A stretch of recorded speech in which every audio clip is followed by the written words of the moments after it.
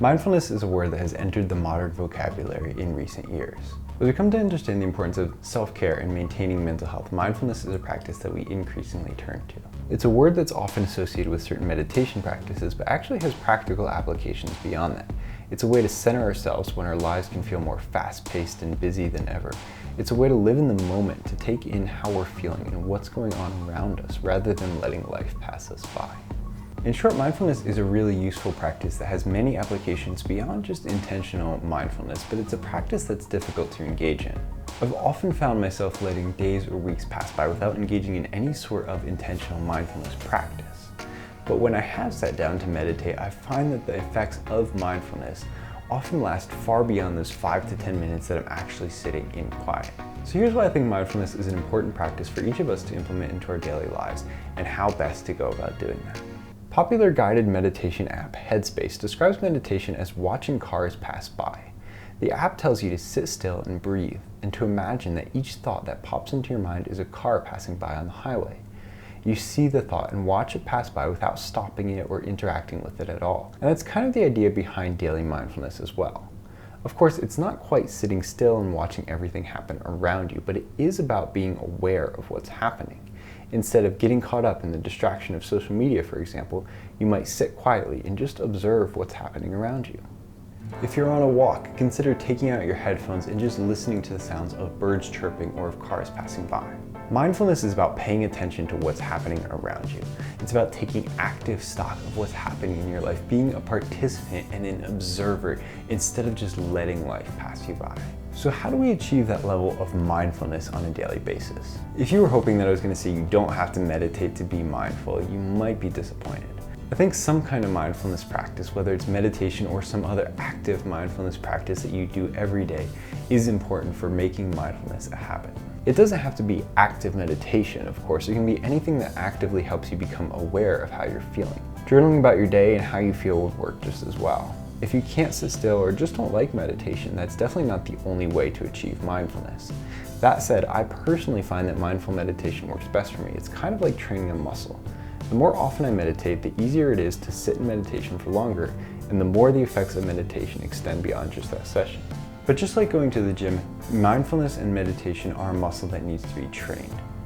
You can't just engage in the practice here and there and expect to see results. Like going to the gym, you might also need to change other parts of your lifestyle. If you go to the gym and you want to build muscle or lose weight or achieve some other fitness goal, you often have to change around other things that you're doing. You have to be more active in your daily life. You have to implement more cardio. Maybe you have to change your diet. Likewise, you have to change the way you're living if you're going to be more mindful. You can't just engage in meditation or journaling for 10 or 20 minutes each day and expect to see results. You have to change the way you live to be more mindful as well. For example, if you find yourself getting easily distracted during meditation sessions, maybe think about what's causing those distractions. Is it anxiety? Is it stress? Is it just worry about all the things you have to do? Or is it a craving for a distraction like social media or video games?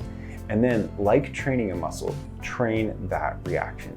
It's not enough to just avoid that habit during the meditation session. You have to go out of your way to try to change those thought processes and patterns to change that throughout your life.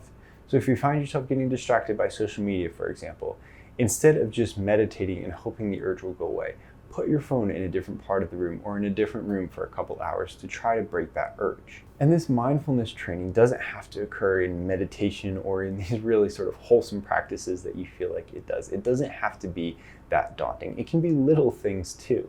Maybe you're on your phone so much that you're multitasking while watching Netflix, and a step to be more mindful is just to pay attention to what you're watching. Am I all in the background? Are you on your phone? I'd ask you what you're watching. At this point, mindfulness might sound like a lot of work. Not only do you have to engage in some sort of mindfulness practice, but you have to change the way you think throughout the day.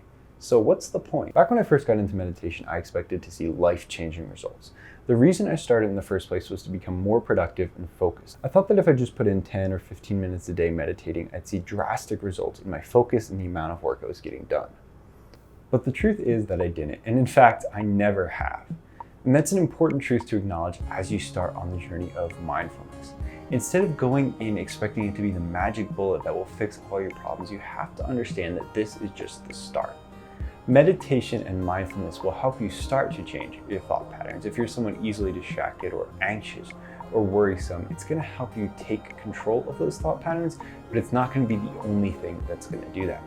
It's a start on that journey, a way to be aware of them and to start equipping yourself with the thought processes and the ways to break those patterns, but it's not the end all be all. It's not going to solve those problems for you. That said, once you do realize the benefits, though subtle, they really are life-changing. Most of all, mindfulness helps us grasp what it means to be human.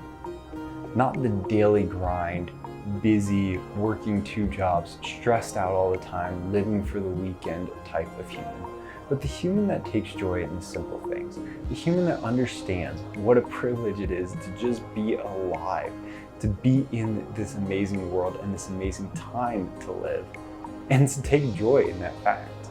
Mindfulness helps us be okay with imperfections and delays. It teaches us that everything, the good, the bad, the worrisome, the anxiety-provoking, are all part of just being human. Distraction is all about avoiding the truth, whether it's something difficult about ourselves, something we want to avoid admitting to ourselves, or the truth about the present moment, that it's boring or that there's nothing stimulating happening. Mindfulness is just about understanding the truth of the moment and being okay with it. If you feel anxious or you feel jittery, you feel like reaching for your phone and pulling it out while you're sitting still and trying to be mindful, that's okay. Mindfulness is not about getting rid of those feelings. It's about just living through them, understanding that all feelings, the good and the bad, are part of being human. It's about acknowledging your need for distraction or whatever you're feeling and being okay with feeling that way instead of indulging in the temptation to suppress the feeling. In other words, mindfulness is just about being aware of what's happening around us and inside us and being okay with that. I still don't practice mindfulness often enough, and I still am not okay with the way I am or the way things are all of the time. But thanks to mindfulness, I'm okay with that. And thanks to mindfulness, I'm becoming more and more okay with who I am. Thanks for watching. I'm Nathan Emery. I'm 24 and I'm on a journey of self-discovery and self-development. If you want to follow along on this journey and see all the ways I learn and grow, be sure to hit that subscribe button.